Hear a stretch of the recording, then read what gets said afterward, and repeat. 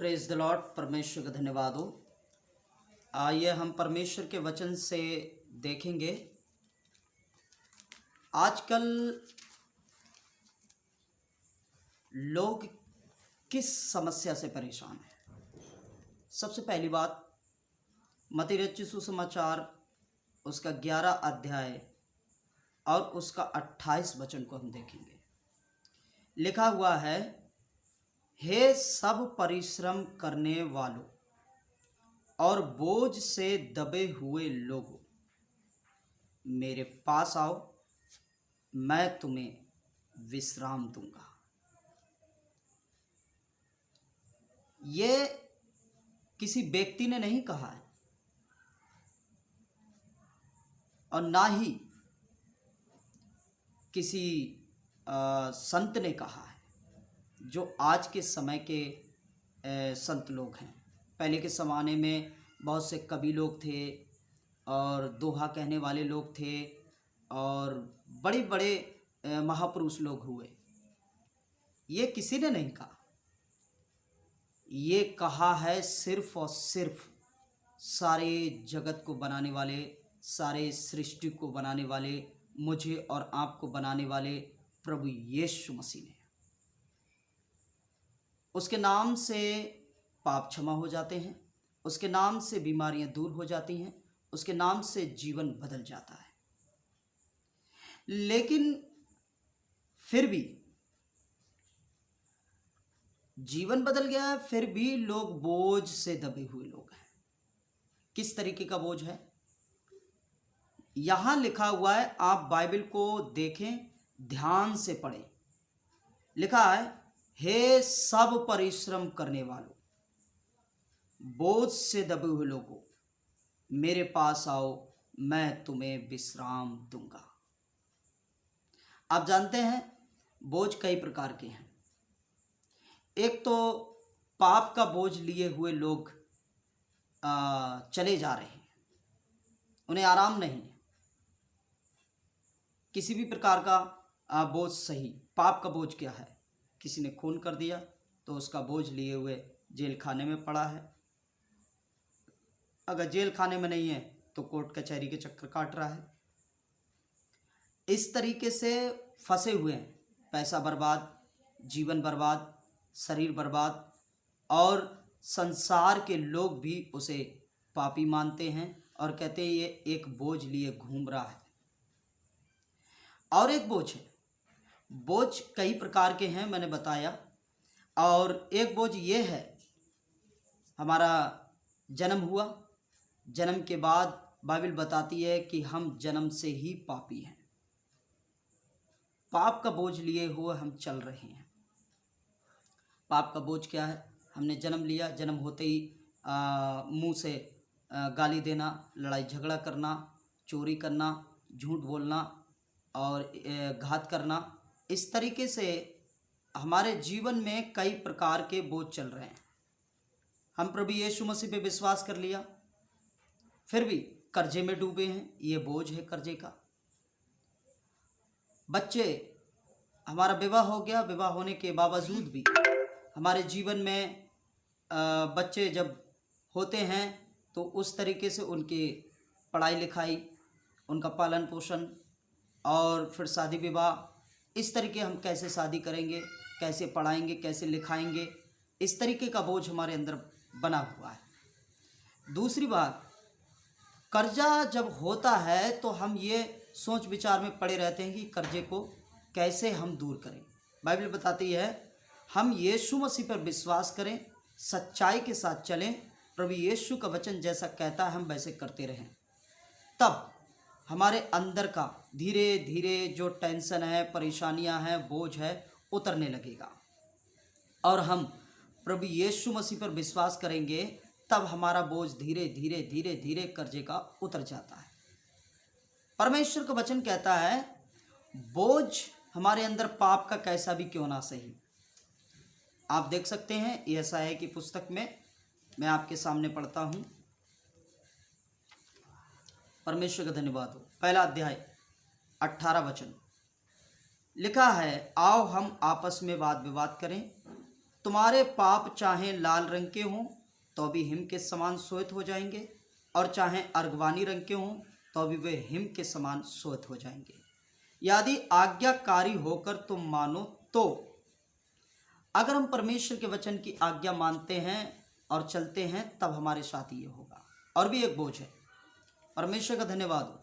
यूहन्ना की पुस्तक में आप जा सकते हैं, 5 अध्याय में लिखा हुआ है, परमेश्वर का वचन कहता है, वहां पर एक व्यक्ति है, वो 38 साल से बीमारी का बोझ लिए हुए, एक बैतसदा यहूदियों का एक पर्व हुआ और यीशु मसीह यरूशलेम को गया। लिखा हुआ है पहले वचन से, यरूशलेम में भेड़ फाटक के पास एक कुंड है जो इब्रानी भाषा में बैतसदा कहलाता है। उसके 5 ओसारे हैं। इनमें बहुत से बीमार, अंधे, लंगड़े, सूखे अंग वाले पानी के हिलने की आशा में पड़े रहते थे। यहाँ पर एक व्यक्ति और भी है जो कि सोच रहा है कि शायद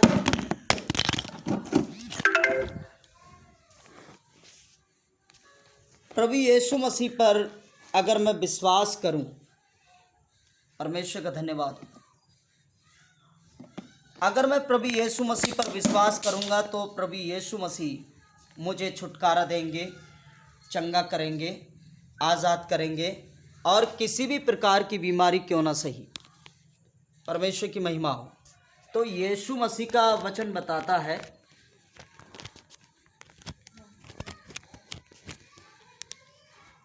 परमेश्वर का धन्यवाद हो। थोड़ा डिस्टर्ब हो गया है, आप परेशान ना हो। परमेश्वर का धन्यवाद हो। वहाँ लिखा हुआ है, ये व्यक्ति जो है 38 साल से बीमारी में पड़ा हुआ था और इस आशा में पड़ा हुआ था, ये बोझ मेरा जो बीमारी का है कब उतरेगा। परमेश्वर का धन्यवाद हो।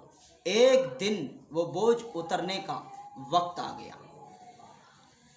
लिखा है, पर्व के दिन यहूदी जो लोग हैं, परमेश्वर के जन जो हैं, वो लोग वहां पर पर्व मनाने गए, यानी त्योहार मनाने गए।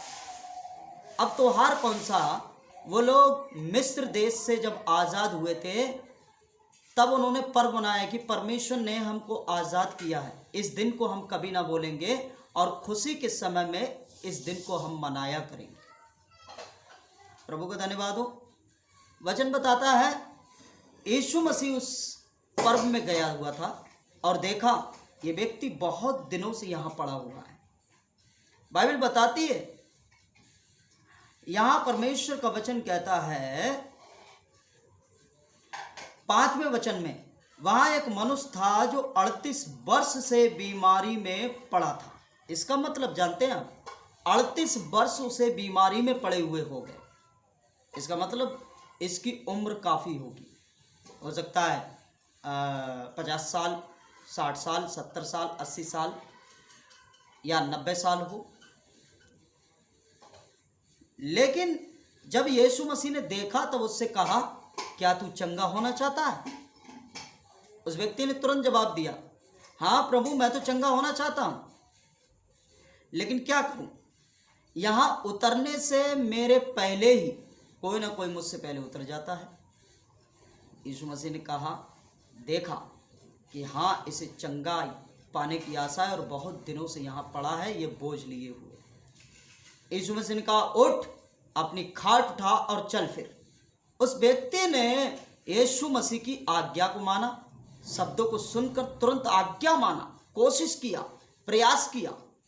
बाइबल वचन बताता है, जैसे ही उसके कान में यह शब्द पड़े तुरंत उसने आज्ञा माना और उठने का प्रयास किया और उठकर खड़ा हो गया। बाइबल बताती है वो तुरंत चंगाई पाकर अपनी खाट उठाकर चलने फिरने लगा। ऐसे बहुत से रोगी हैं। परमेश्वर का धन्यवाद। मत्ती रचित सुसमाचार 8 अध्याय में एक व्यक्ति के विषय में लिखा हुआ है, मैं आपको बताता हूं। 8 अध्याय का, परमेश्वर का धन्यवाद, 5वें वचन से देखेंगे तो वहां लिखा है, जब वह कफरनहूम में आया तो एक सूबेदार के पास आकर उससे विनती करने लगा। कौन आया? यीशु मसीह आया यरूशलेम में। सूबेदार का मतलब है एक अधिकारी, बड़ी पोस्ट पर था वो, और यीशु मसीह के चरणों में आकर प्रार्थना करने लगा, हे प्रभु, मेरा सेवक घर में लकवा रोग से बहुत दुखी पड़ा है। जिसको लकवा हो जाता है, लकवा मार जाता है, वो नहीं चल सकता है, अपने हाथ से कुछ भी काम, हाथ से पैर से कोई काम धंधा नहीं कर सकता। अभी भी बहुत से लोग लकवे के रोगी हैं जो उठकर सही प्रकार चल भी नहीं पाते। बाइबल बताती है यीशु मसीह ने उससे कहा, मैं आकर उसको चंगा करूंगा। इसका मतलब उस सूबेदार का घर दूर था और यीशु मसीह यरूशलेम में था। लेकिन 8वें वचन में लिखा हुआ है, सूबेदार ने उत्तर दिया, हे प्रभु, मैं इस योग्य नहीं कि तू मेरी छत के नीचे आए, परंतु केवल मुंह से कह दे तो मेरा सेवक चंगा हो जाएगा। कितना बड़ा विश्वास है। उसके ऊपर बोझ था, मेरा नौकर बीमार है, मुझे उसे चंगाई दिलानी है, कैसे भी वो चंगा हो जाए। इसका मतलब जानते हैं, वो सेवक सूबेदार जो है, उसका नौकर जो है, ईमानदार था और उसके हर एक काम के हुक्म और आज्ञा को मानता था। इसीलिए उस अधिकारी ने सोचा, मैं अपने इस नौकर को चंगा कराऊंगा। आप जानते हैं, उसने बहुत से वैद्यों को दिखाया होगा, लेकिन कोई फायदा नहीं। सूबेदार है, ऊंचे पद पर है, पैसा उसके पास है, उसने बहुत इलाज कराया, लेकिन चंगाई नहीं मिली। उसने यीशु के बारे में सुना और यीशु के बारे में सुनकर तुरंत यीशु से मिलने के लिए तुरंत तैयारी की। आज के समय में हमारे प्रिय विश्वासी भाई बहन लोग कहते हैं, घर पे प्रार्थना कर दीजिए और ऐसा होगा कि हम फिर आएंगे परमेश्वर के चरणों में। हमें तुरंत एक्शन लेना है, तुरंत यीशु मसीह के पास जाना है, तुरंत कलीसिया में जाना, तुरंत पास्टर के पास जाकर प्रार्थना कराना है और हमेशा कलीसिया में बने रहना है। बाइबल बताती है उसने तुरंत आज्ञा को माना, लेकिन यीशु मसीह ने उससे कह दिया, मैं उसे आकर चंगा करूंगा। अब 9 वचन में देखिए लिखा हुआ है, क्योंकि मैं पराधीन मनुष्य हूं और सिपाही मेरे अधीन है। जब मैं एक से कहता हूं जा तो वह जाता है और दूसरे से कहता हूं आ तो वह आता है। जब अपने दास से कहता हूं ये कर तो वह ये करता है। यीशु मसीह को ये सुनकर अचंभा हुआ 10 वचन में। और जो उसके पीछे आ रहे थे उनसे कहा, मैं तुमसे सच कहता हूं कि मैंने इस्राएल में भी ऐसा विश्वास नहीं पाया। इस्राएल का मतलब जानते हैं, विश्वासी लोगों में मैंने ऐसा विश्वास नहीं पाया। ये सूबेदार ने यीशु के बारे में सुनकर ही इतना बड़ा विश्वास कर लिया। ये यीशु की संगति में कभी नहीं गया। 5000 लोगों के बीच में यीशु मसीह ने संदेश को सुनाया। पहाड़ी उपदेश के विषय में लिखा हुआ है, वहां पर उसने कभी संदेश नहीं सुना, लेकिन ये जरूर सुना था कि यीशु मसीह अंधों को आंखें, लंगड़ों को चलाता है, मुर्दों को जिंदा करता है, बहुत से अद्भुत काम करता है। इसलिए इसके मन के अंदर विश्वास आया। पैसा तो मैंने खर्च कर दिया, बहुत इलाज कराया, लेकिन कोई फायदा नहीं। मैं यीशु के पास जाऊंगा, वो ही मेरे इस नौकर को चंगा करेगा। प्रेज लॉर्ड, परमेश्वर का धन्यवाद हो। बाइबल का वचन बताता है 11 वचन में, यीशु मसीह ने उससे कहा, मैं तुमसे कहता हूं कि पूर्व पश्चिम से बहुत से लोग आकर अब्राहम, इसहाक और याकूब के साथ स्वर्ग में राज में जब बैठेंगे, परंतु राज के संतान बाहर अंधकार में डाल दिए जाएंगे, वहां रोना और दांतों का पीसना होगा। हालेलुया, प्रेज लॉर्ड, परमेश्वर का धन्यवाद हो। लिखा हुआ है, जो विश्वास करते हैं पक्का, कर्म भी करते हैं, एक्शन लेते हैं तुरंत। विश्वास कर लिया, परमेश्वर के पास गए और लगातार बने रहते हैं चर्च में, प्रभु एक दिन तो मुझे चंगा करेगा। भटकते नहीं इधर उधर। जैसे मुर्गी को देखा ना, वो खाती कहीं और है, इधर उधर खाती फिरती है, अंडा कहीं और देती है और आराम कहीं और करती है। विश्वासी लोग ऐसे नहीं होना चाहिए। वचन में लिखा हुआ है, तुरंत 13वें वचन में यीशु मसीह ने उससे कहा, सूबेदार से कहा, जा, जैसा तेरा विश्वास है वैसा ही तेरे लिए हो। और लिखा है, उसका सेवक उसी घड़ी चंगा हो गया। हमारे मन के अंदर ऐसा विश्वास होना चाहिए। उसके ऊपर बोझ था, उतर गया। बोझ के कारण वो यीशु के पास आया, प्रभु इस बोझ को तू उतार दे। प्रभु यीशु मसीह ने तुरंत उससे कहा, जा, तेरा जैसा विश्वास है वैसा तेरे लिए हो। और सेवक का जो बोझ उसके ऊपर था, उसके नौकर का, सूबेदार के ऊपर, वो तुरंत उतर गया। वो आनंद करने लगा, खुशी मनाने लगा। अब आनंद खुशी मनाने के लिए उसने यीशु के लिए आदर सम्मान किया। यीशु की सेवकाई में जितने कभी कभी धन पैसा की जरूरत होती थी, वो बिन हिचके सेवकाई के लिए दिया करता था। परमेश्वर का धन्यवाद हो। ऐसे बहुत से लोग हैं। प्रेरित की पुस्तक में भी लिखा हुआ है, परमेश्वर का वचन बताता है, एक बैजनी वस्त्र बेचने वाली परमेश्वर का दास पौलुस सेवकाई करते हुए जा रहा था, और वो बैजनी कपड़े बेचती थी, मलमल बैजनी कपड़े। वो परमेश्वर पर विश्वास करती थी। उसने देखा पौलुस को, तुरंत बोलने लगी, यदि तू अपने मुझे परमेश्वर की विश्वासी समझता है तो मेरे घर में आ। तुरंत पौलुस उसके घर में गया, प्रार्थना किया, आराधना किया, उसे बड़ा सुकून मिला और वो खुश हुई, और अपना घर ही प्रभु के कार्य के लिए उसने दे दिया। सेवक से कहा, आज से इस घर में आप लोग रहोगे।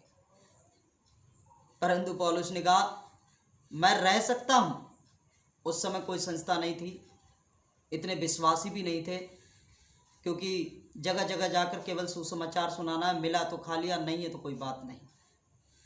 ऐसे उसने सेवकाई किया। आज के समय में लोगों के पास 50 लोग, 70 लोग, 100 लोग, 200 लोग, कई लोग होते हैं। अगर वो विश्वासी लोग एक एक ईमानदारी के साथ सेवकाई के लिए मदद करें तो परमेश्वर विश्वासियों को तो आशीष देगा ही, सेवकाई को भी आगे बढ़ाएगा, और हमारे और आपके कारण बहुत से लोग परमेश्वर को जान जाएंगे। परमेश्वर का धन्यवाद हो, प्रभु की महिमा हो। हम भी अपना बोझ यीशु के सम्मुख में लेकर आना है। और बाइबल का वचन बताता है, 8 अध्याय का अगर 28 वचन से पढ़ेंगे तो लिखा है, जब वह उस पार गैर गदरेनियों के देश में पहुंचा तो 2 मनुष्य जिनमें दुष्टात्मा थी कब्रों से निकलते हुए उसे मिले।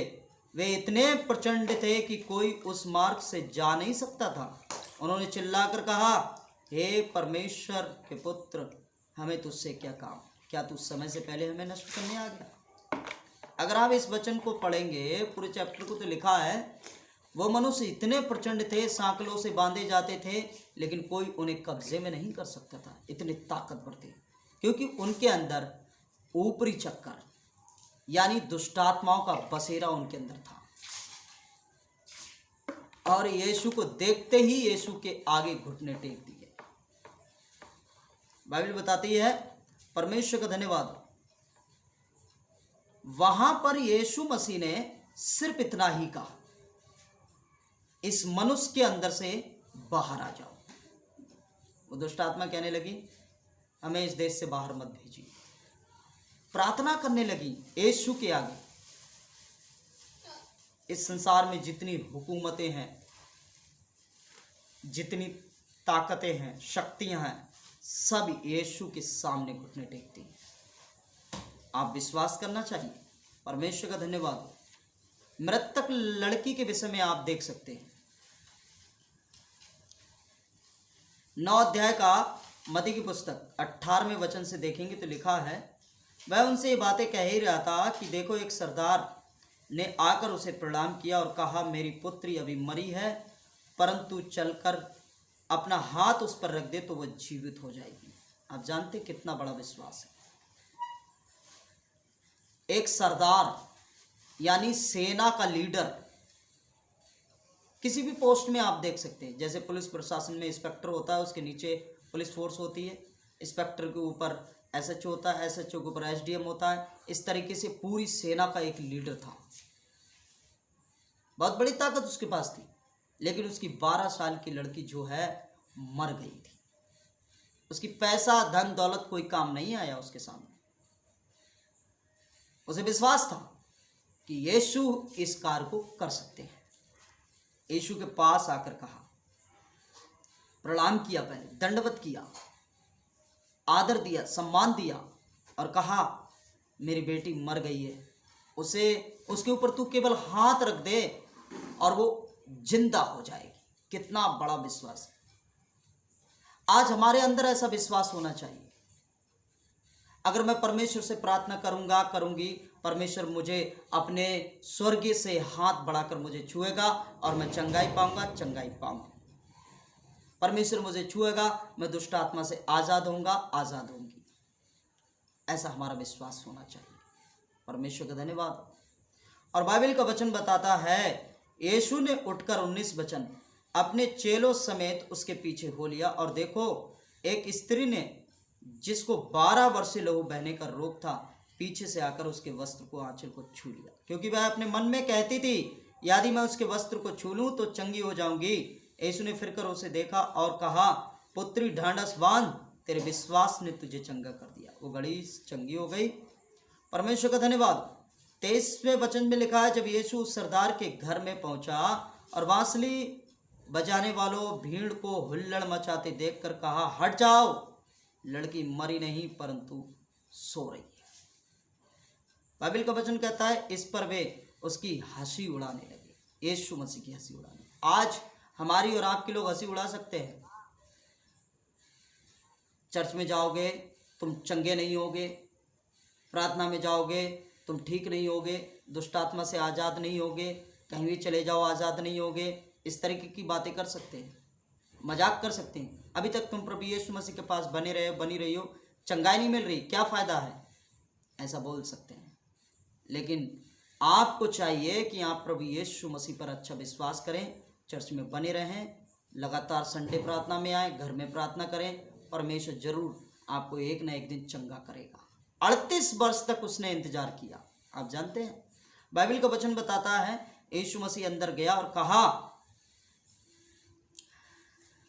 भीड़ को निकाल दिया गया। भीतर जाकर लड़की का हाथ पकड़ने से पहले बाइबल बताती है, उसके माता पिता भी उसके साथ थे, उस लड़की के, यानी वो सरदार उसके साथ था, उसकी पत्नी भी थी, यीशु मसीह के चेले भी थे, यीशु मसीह भी था। अंदर जाकर उस बिटिया का हाथ पकड़ा और छुआ और कहा, तलीता कूमी, ये लड़की मैं तुझसे कहता हूँ उठ जा। बाइबल बताती वो लड़की तुरंत उठकर बैठ गई। Praise Lord. परमेश्वर का धन्यवाद हो, परमेश्वर की महिमा हो। परमेश्वर आज भी ऐसे बड़े अद्भुत काम कर सकता है यदि आप अपने अंदर विश्वास करें। वो सरदार का बोझ उतर गया। परमेश्वर पर मैंने विश्वास किया, मुझे मालूम था अगर यीशु मसीह केवल हाथ धर दे तो चंगी हो जाएगी, और वैसा ही हुआ। यीशु मसीह ने उस बिटिया के ऊपर हाथ रखा, हाथ को पकड़कर छुआ, तुरंत वो लड़की उठकर बैठ गई। ऐसे बहुत से अद्भुत काम हैं जो यीशु मसीह आज भी कर सकता है यदि आप प्रभु यीशु मसीह पे विश्वास करें तो। परमेश्वर का धन्यवाद। हमारे इस वचन को आप सभी लोग सुने और सुनकर अपने अंदर ग्रहण करें। परमेश्वर का वचन है, जरूर परमेश्वर आपको भी आशीष देगा, उठाएगा, खड़ा करेगा, आपको भी चंगा करेगा। और हमारी वीडियो को आगे शेयर करें, कमेंट करें, लाइक करें, सब्सक्राइब भी करें, ताकि ऐसे वचनों को हम लोगों तक पहुंचा सकें। परमेश्वर आप सबको बहुत ऐसे आशीष दे। आइए हम अपने सरों को झुकाकर प्रार्थना करते हैं।